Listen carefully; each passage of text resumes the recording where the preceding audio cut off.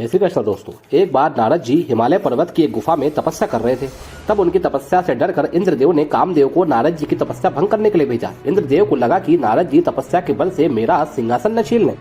इधर कामदेव ने जाकर तपस्या भंग करने के बहुत प्रयास किए, पर भगवान नारायण की कृपा से वे नारद जी की तपस्या भंग नहीं कर पाए। तब उन्होंने नारद जी के चरणों में बैठकर उनसे क्षमा याचना करी। नारद जी ने कामदेव को क्षमा कर दिया, लेकिन तभी नारद जी को इस बात का घमंड हो गया कि मैंने तो कामदेव को जीत लिया।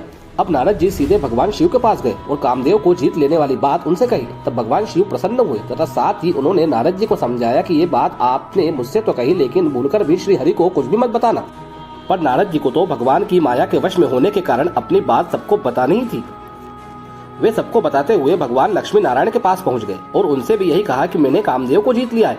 तब भगवान मुस्कुराए और बोले, आप तो बड़े धीर बुद्धि हैं, भला आपको कामदेव कैसे सता सकता है। भगवान समझ गए कि मेरे भक्त के मन में अहंकार के बीज आ गए हैं तथा उन्होंने सोचा कि मैं अपने भक्त के अंदर से इस अहंकार के बीज को उखाड़ फेंकूंगा। जब नारद जी भगवान के चरणों में सिर नवाकर चले तब उनके हृदय में अहंकार और बढ़ गया।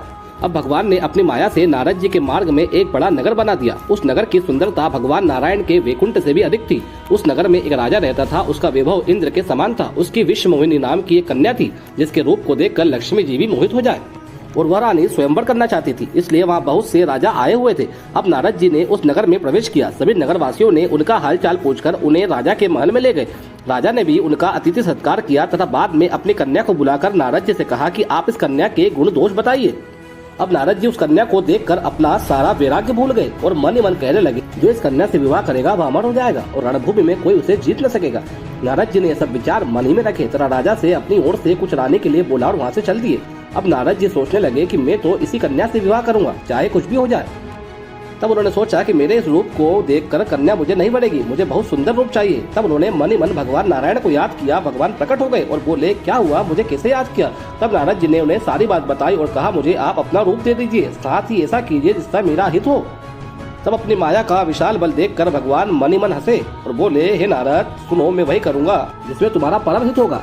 अब नारद जी खूब प्रसन्न होकर जहाँ स्वयंवर चल रहा था वहाँ चले गए। अब उन्हें पूरा विश्वास हो गया कि कन्या उन्हें ही चुनेगी।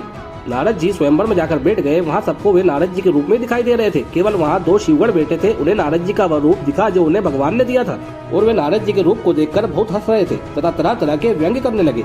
नारद जी उनकी बात सुनकर हंसने लगे। उन्हें समझ में नहीं आया कि ये मेरे मजे ले रहे हैं। अब उन्हीं राजाओं के बीच भगवान विष्णु भी आकर बैठ गए। अब रानी ने आकर सभी राजाओं को देखा। इधर नारद जी को तो पूर्ण विश्वास था कि ये कन्या मुझे ही बढ़ेगी, लेकिन उस कन्या को भी नारद जी का वही रूप दिखा जो भगवान ने उन्हें दिया था, इसलिए वे उनकी तरफ गई नहीं तथा उन्होंने भगवान विष्णु को ही चुना। तथा भगवान विष्णु और रानी का विवाह हो गया और भगवान उस कन्या को लेकर वहाँ से चले गए। इधर नारद जी यह सब देखकर स्तब्ध रह गए। तभी उनके पास बैठे शिवगण जोर जोर से हंसने लगे तथा नारद जी से बोले, एक बार अपना चेहरा तो देख लीजिए। अब नारद जी ने अपना चेहरा पानी में देखा तो उन्हें बड़ा क्रोध आया। उनका पूरा शरीर बंदर का था। अब उन्होंने शिवगण को श्राप दे दिया कि जाओ, तुम राक्षस हो जाओ।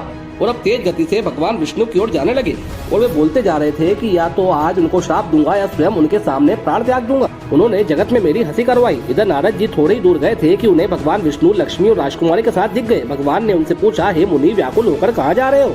ये सुनते ही नारद जी को बड़ा क्रोध आ गया और वे बोले, तुम दूसरों की संपदा नहीं देख सकते, तुम्हारे अंदर बहुत कपट है।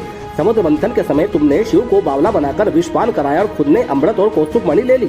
तुम परम स्वतंत्र हो, तुम्हारे सिर पर कोई नहीं है, इसलिए तुमको जो करना है वही करते हो। अभी तक तुम्हें कोई ठीक करने वाला नहीं मिला, इसलिए ऐसा करते हो, लेकिन आज तुमको सही व्यक्ति मिला है। आज अपने किए का फल जरूर पाओगे। आज मैं तुम्हें श्राप देता हूँ, तुमने जिस स्त्री को मैं चाहता था उससे मेरा वियोग करवाया है। अब तुम्हें भी स्त्री का वियोग सहना होगा तथा तुमने हमारा रूप बंदर का सा बना दिया था। अब जब तुम स्त्री के वियोग में भटकोगे तब ये बंदर ही तुम्हारी सहायता करेंगे। भगवान नारायण ने सहर्ष नारद जी का श्राप स्वीकार कर लिया और अब तुरंत अपनी सारी माया हटा दी। जैसे माया हटी, नारद जी ने अत्यंत भयभीत होकर भगवान के चरण पकड़ लिए और बोले, हे प्रभु, मैंने क्या किया। मैंने आपको श्राप देकर बड़ा पाप का काम किया, मेरे पाप कैसे मिटेंगे। तब भगवान ने कहा, जाकर शंकर जी के शतनाम का जप करो, इससे हृदय में तुरंत शांति होगी। शिव जी के समान मुझे कोई प्रिय नहीं है, इस विश्वास को भूलकर भी न छोड़ना। हे मुनि, सुनो, जिस पर भगवान शंकर कृपा नहीं करते वह मेरी भक्ति नहीं पाता। और इसी कारण भगवान ने नारद जी की बात को सत्य करने के लिए त्रेता युग में राम का अवतार धारण किया।